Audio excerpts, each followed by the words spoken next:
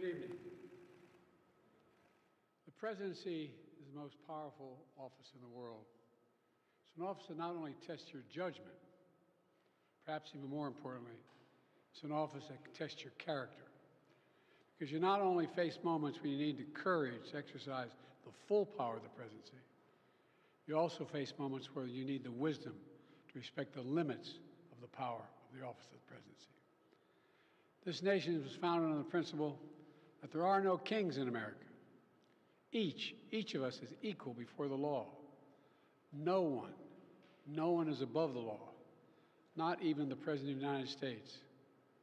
With today's Supreme Court decision on presidential immunity, that fundamentally changed. For all practical purposes, today's decision almost certainly means that there are virtually no limits on what a president can do. This is a fundamentally new principle, and it's a dangerous precedent, because the power of the office will no longer be constrained by the law, even including the Supreme Court of the United States. The only limits will be self-imposed by the president alone.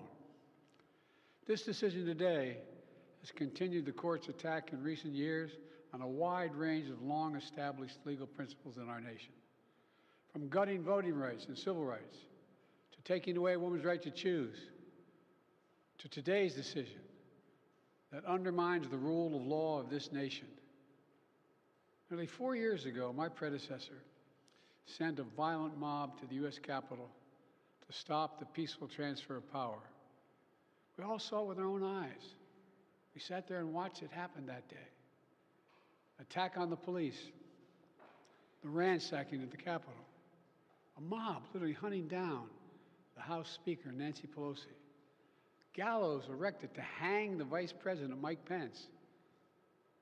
I think it's fair to say it's one of the darkest days in the history of America. Now the man who sent that mob to the U.S. Capitol is facing potential criminal conviction for what happened that day. And the American people deserve to have an answer in the courts before the upcoming election. The public has a right to know the answer about what happened on January 6th before they are asked to vote again this year. Now, because of today's decision, that is highly, highly unlikely.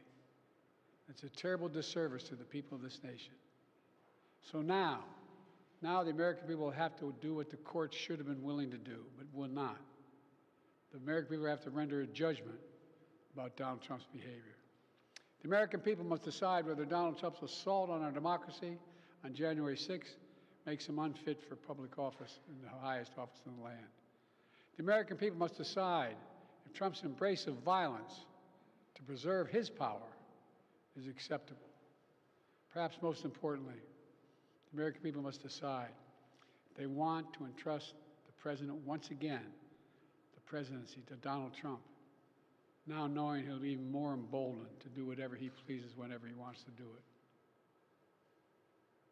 it. You know, at the outset of our nation, it was the character of George Washington, our first president, that defined the presidency. He believed power was limited, not absolute, and that power always resides with the people, always. Now, over 200 years later, with today's Supreme Court decision, once again, it will depend on the character of the men and women who hold that presidency that are going to define the limits of the power of the presidency, because the law will no longer do it.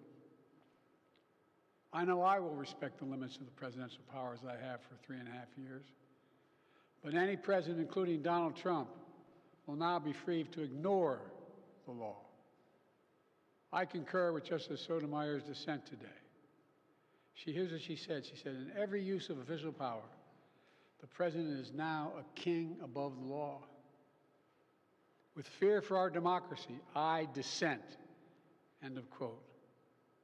So should the American people dissent. I dissent. May God bless you all, and may God help preserve our democracy. Thank you. And may God protect our troops.